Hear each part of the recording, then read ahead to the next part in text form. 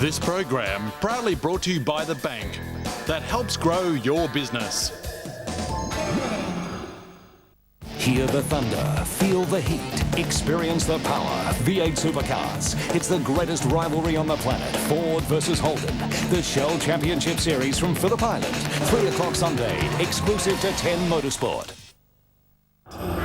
This program brought to you by Toshiba, the biggest and brightest range of rear projection television, and Ansett Australia.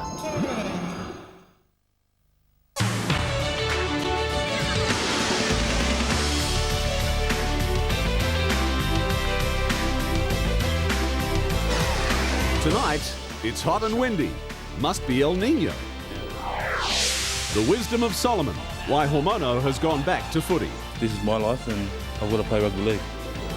And Australia's fastest on his mark for a return to form.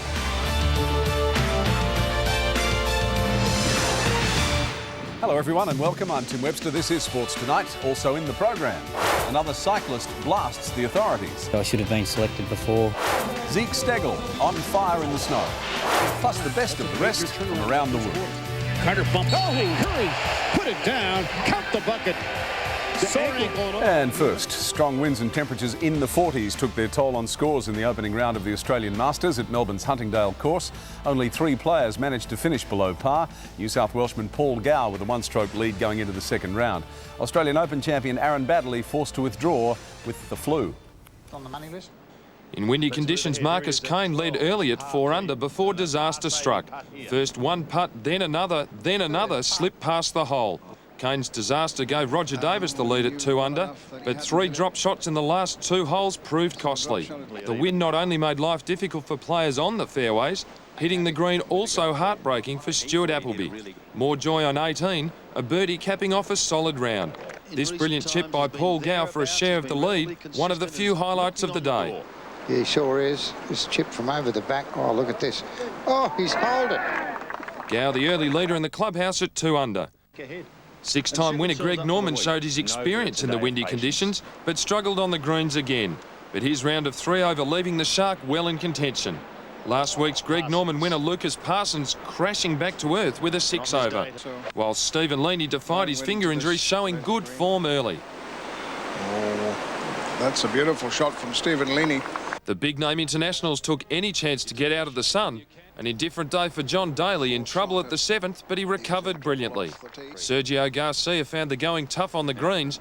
This putt for eagle on 10 just wouldn't drop. Brett Rumford took the outright lead at 3 under with a birdie on 7. He was in trouble on 9, but recovered brilliantly. And look at that. He's played an absolute gem. Peter Lonard showed them how it's done with a brilliant approach to 7. Oh, this is a beauty, Paddy. This could go in.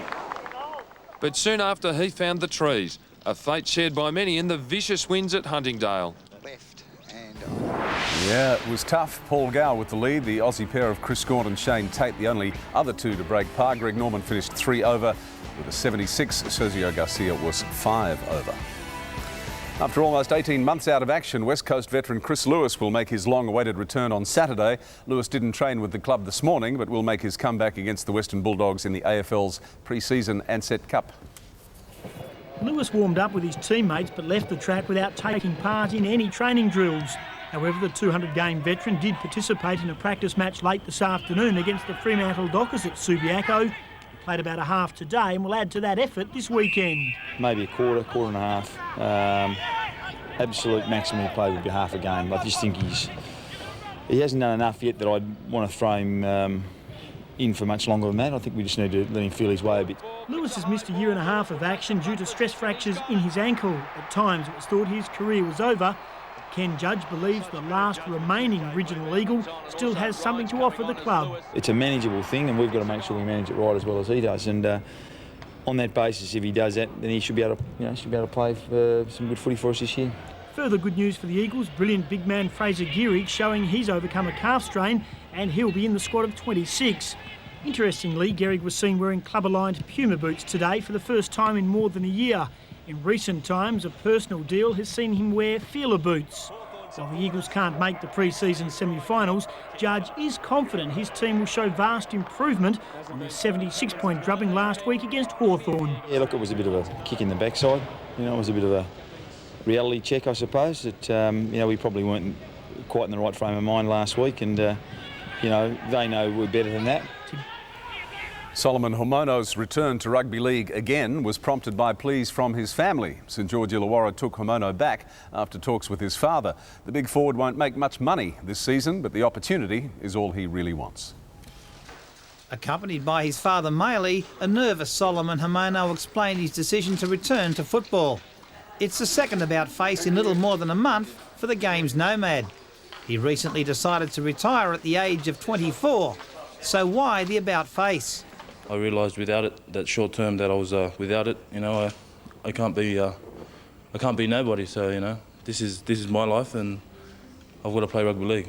His family have come along and told us how committed Solomon is, and I don't know whether that's happened before. It's been a bizarre 3 years in the game for the front rower. He was recruited in the off-season after failed stints with Manly, Canterbury and Balmain. Having been given more chances than most, he accepts people's scepticism. It's totally understandable, mate, you know, but no one's perfect, you know. I can say that you probably have done something that, you know, in the past that you can't, you know. But Plenty of things, mate. Exactly, yeah. But we're here to learn from our experiences. Anthony Mundine has been a big influence in his return. The pair will now finally get to play together.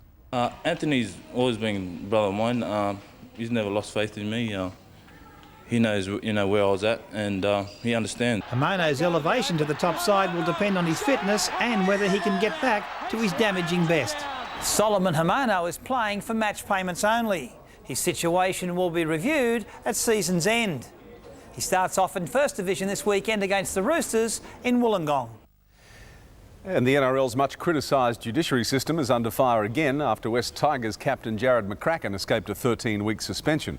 McCracken was facing the tribunal on 2 charges, the first striking Brisbane's Shane Webke, the other for kneeing Ben Walker. But McCracken was cleared on both counts. The decision has prompted both Brisbane and Auckland to challenge the NRL to remain consistent throughout the season. The NRL have drawn a line in the sand on this now, and all we'll be looking for in terms of the Warriors is consistency being applied to the whole season. The Warriors play the West Tigers on Monday night. Queensland in a commanding position on day 2 of the first-class match against South Australia in oppressive heat. Queensland resumed this morning at 8 for 274. Adam Dale and Andy Bickle added a further 71 runs before the side was dismissed for 345. The Redbacks were desperate for a positive start, but they crumbled instead.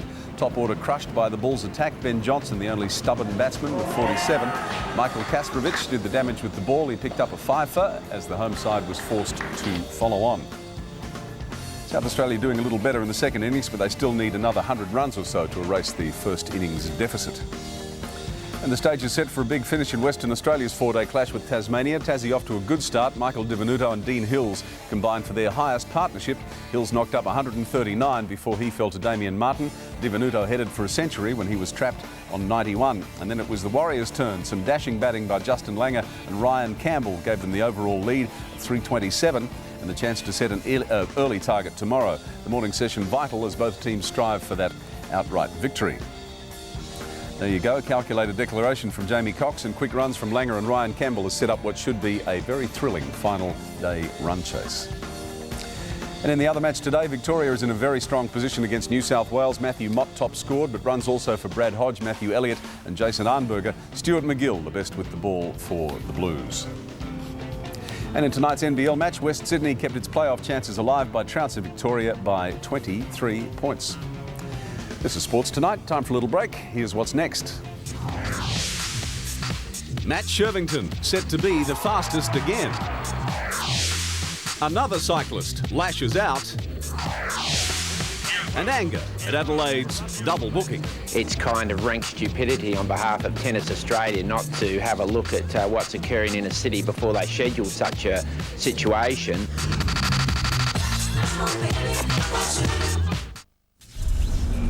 Selected for a mission of the utmost importance. What mission?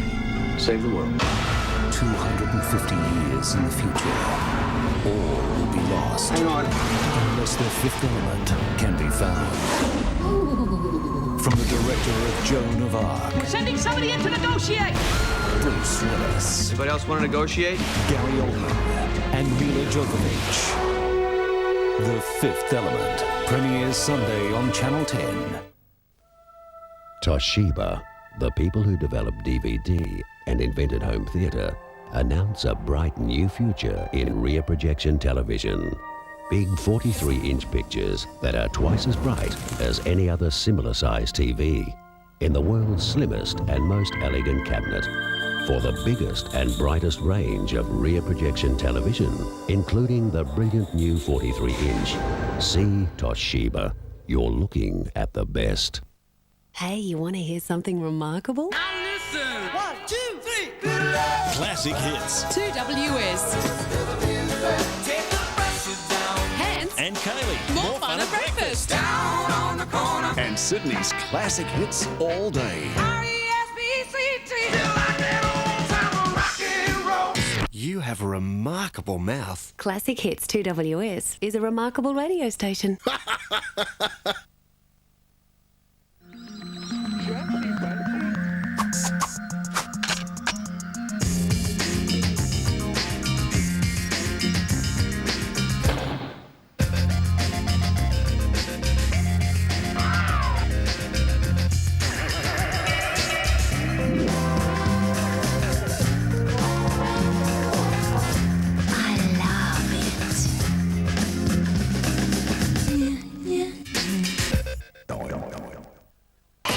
Check it out, adrenaline junkies. All the action you can handle has hit the street in Thrasher Skate and Destroy.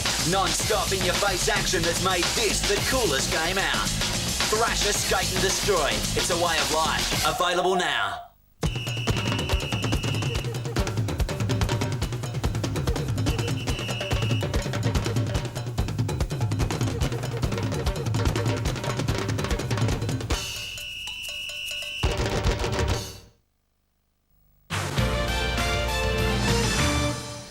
Sprinter Matt Shirvington wants to put his recent trifecta of defeats behind him. His coach is predicting a return to winning form against rival and new sensation Patrick Johnson when the pair meet this weekend. If the losing streak is worrying him, Matt Shirvington's determined not to show it. Any thoughts on their rivalry he kept to himself, but Patrick Johnson only too happy to comment. And it's just good fun. You know, I'm enjoying every moment of it. With reason. So far this series, it's been a 3-0 contest. Shirvington's coach, Michael Kamel, says there's a simple explanation why his charge isn't winning. Why? He's just not ready yet. I know Matt's got another gear. Not many people have it, but he got another gear to go before Olympics. I don't want to use this gear too early because it's simply the agent's not ready yet. While Matt can't be enjoying the beatings he's copping, Kamel says the competition is healthy and a timely lesson. Of course, it affects his confidence, which is he's a human being, and he's a young human being. But we try to use this kind of experience for the future. And he's not backing away from his prediction Shirvington will clock the magic 9.8 seconds. It may happen this weekend, it may happen in 2 weeks, it may happen just before Olympics. But it definitely will happen. But one in the Kamel stable sporting a winner's grin is re-emerging star Pat Dwyer, who's dominated the 400 metres this season.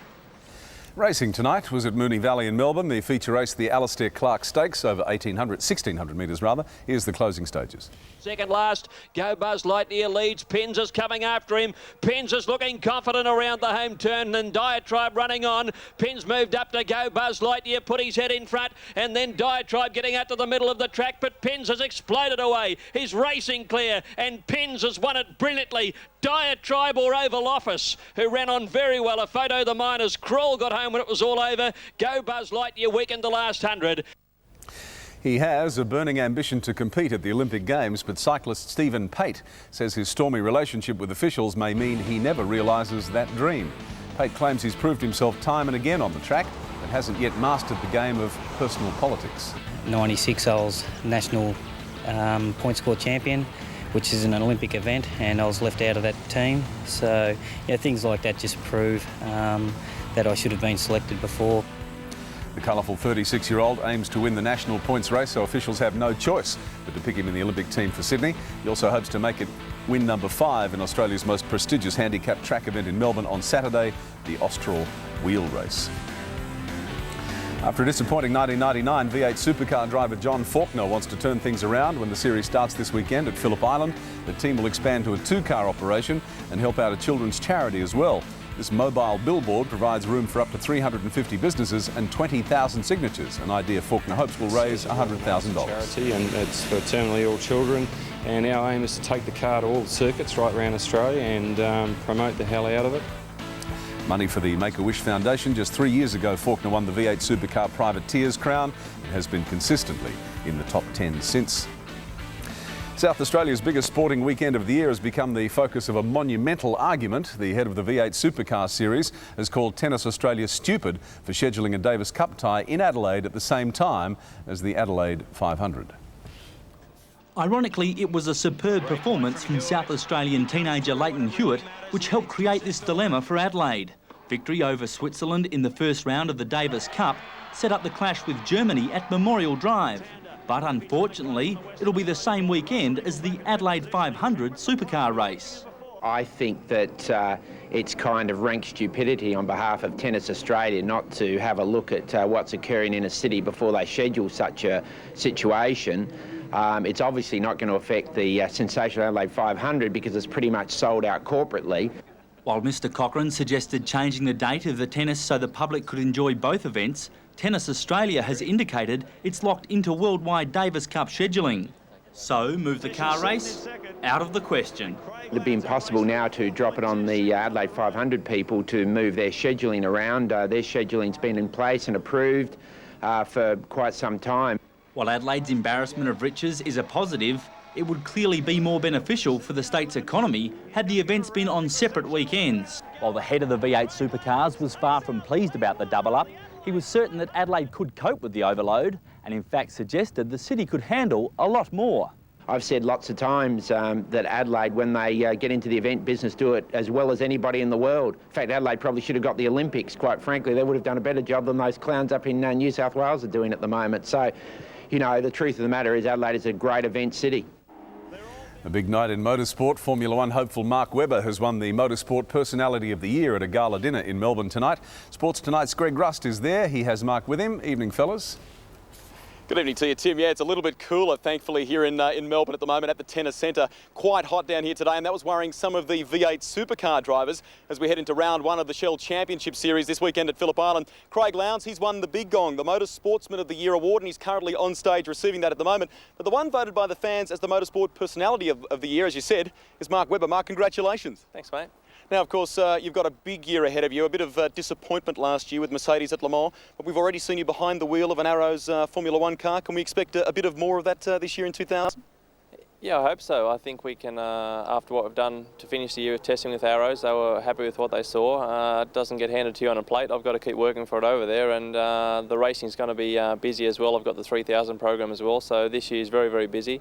It's good to be back out here for a few days to enjoy the Australian weather, although it is a bit hot, like you said, but to get this award, it's nice that the Australian public still recognise what I'm trying to do over there, and on the back of a hard year last year, so it's great that the people are behind me, and I'm over there trying to do Australia proud. How busy is it for a bloke like you? I mean, you're over here for a couple of days, you've got the F3000 campaign, testing for Formula One.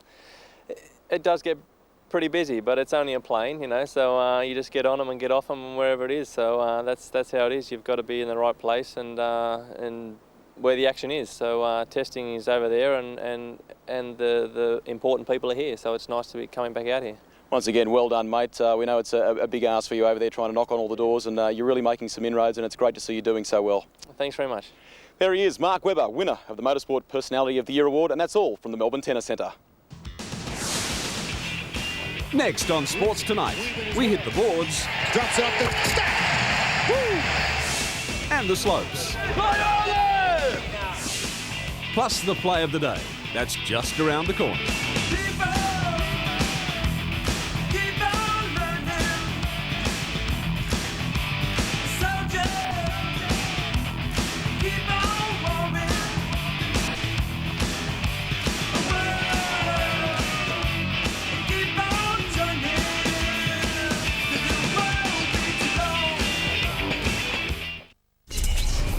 Welcome to the Witching Hour. North, south, east, and west, we can make things happen. Neve Campbell and the #1 box office hit. Watch out for those weirdos. We are the weirdos, mister. The Craft, 8:30 Friday on 10.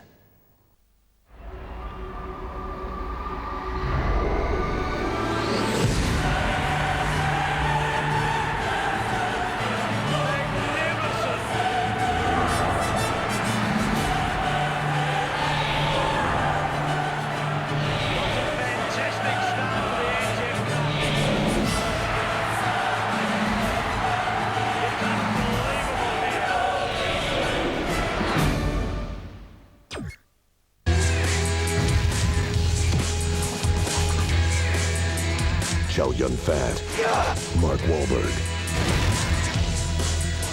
The Corruptor. Rent it on video now.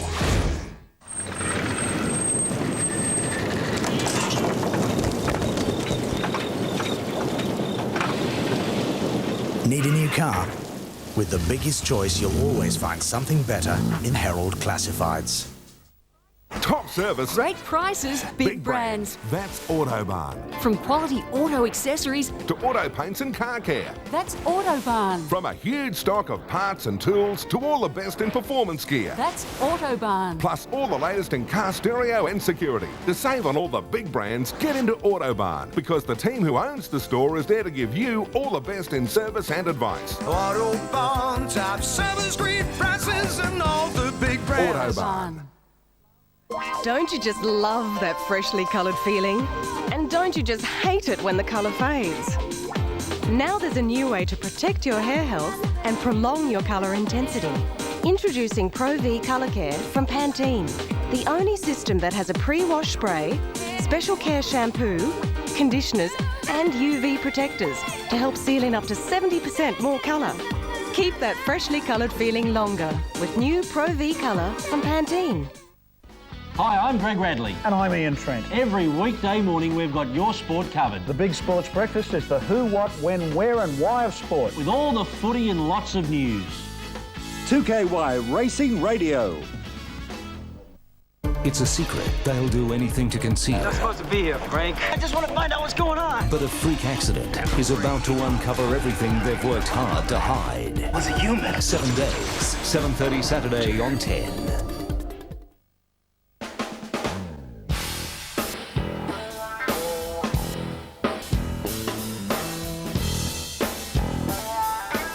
Well, just days before they team up for the Eastern Conference All-Stars, forwards Vince Carter and Grant Hill went head-to-head as Detroit hosted Toronto in the NBA. And the two didn't disappoint their legion of fans. Both scored double-doubles. Hill collected 30 points and 13 rebounds to help Detroit shoot to a 12-point lead by half-time. But Toronto pulled the deficit back, thanks largely to Carter's game-high 34 points and 13 rebounds. Tracy McGrady also had plenty of airtime and added 20 as well. This was a century each at the end of normal time. Lindsay Hunter scored 8 of his 28 points in overtime to guide the Pistons home. So there it is, Detroit in overtime. Portland and the Lakers still hold the best record in the NBA. Utah smashed the Bulls. The 76ers pipped New Jersey. Atlanta and Indiana also won. Wins for Miami and Orlando. Seattle ruined Dennis Rodman's return for Dallas. The Spurs had a pretty easy win. The victories too for Charlotte and the Knicks. A severe bout of asthma couldn't slow down Aussie snowboarder Zeke Stegel. He's taken out the latest round of the World Cup in Italy. The win puts Stegel on top of the overall standings. The eyes an end-of-season podium spot. The contestants take a week off now before the next stage in Japan, and Stegel is happy to get the break to fully recover from that bout of asthma. Well, they do say Byron Nelson's record of 11 straight tournament wins will never be bettered, and according to the man with the best hope of breaking it, Tiger Woods, he doesn't think much of his chances either. I think I can do it if, as I said, if I play well, if I keep hitting the ball well, keep making the putts, and more importantly, have luck on my side. Yeah, there's a chance, but the chances are very small. And it seems the bookies agree after his 7th win in a row at the... He's after his 7th win in a row at the Buick International, but he's at 500,000 to 1 to win 12 straight. So who knows, that might be worth a couple of bucks. 500,000 to 1, that's $1 million for you too. Australian soccer player Mark Viduka is in trouble after a confrontation with assistant coach at his club. Celtic, Viduka's future with them is in doubt after reportedly tearing off his shirt and boots and refusing to go back on the field during a half-time dressing room tantrum. But after Celtic's shock loss to lowly rated Inverness Caledonia Thistle, the fans are baying for the blood of the manager, John Barnes. For Celtic fans who'd gathered outside their famous stadium, last night's result was an intolerable humiliation, and they blamed their manager, John Barnes. But it was the club's multi-million-pound stars who'd failed the Parkhead faithful, outplayed and demoralised as Inverness Caledonian Thistle put 3 goals past them to secure a famous victory. For players who just a few years ago were competing in Highland League fixtures, it was a moment to savour, one of the biggest upsets in the history of the Scottish Cup. But the Celtic players and officials had to be escorted from the ground by security staff, running the gauntlet of disgruntled fans. And there's now a big question mark over the future of their team coach. Your position is bound to be dodgy after a result like that, of course. But I won't be resigning, no, because there's still a lot to play for this season, as I said. We've got a semi-final next week. We've got an important game coming up. There's still lots to play for. For many, this was a classic cup upset. But there's little doubt the result has rocked this famous club. And it's the management, even the dream team of John Barnes and Kenny Dalglish, who are in the firing line.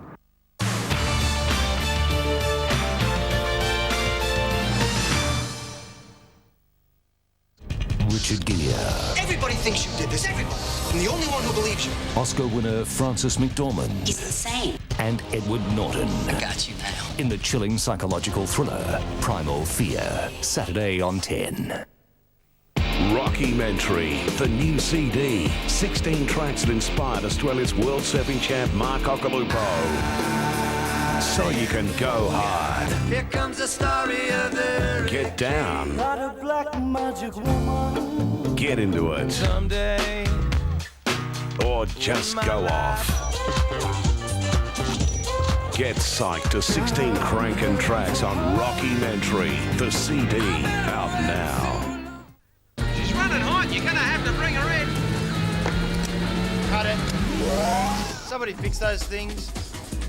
Only the car's running hot because Brad uses new Speed Stick antiperspirant to keep him cool. Look, unlike sticky roll-ons, new Speed Stick goes on dry to keep you dry. All day, Brad works hard on and off the set, and new Speed Stick keeps him dry. Speed Stick goes on dry to keep you dry. By Menon. Get smart, get rich. Get a Mitsubishi and you could get $1 million. The new Magna Executive LS loaded with extras. Get it from just $27,990. Pajero Escape takes you anywhere. Get it from $49.90 drive away. And the Sporty Mirage with free air, get it from $14,990. Get into your Mitsubishi dealer. One winner will get $1 million. Get smart, get a Mitsubishi, get rich.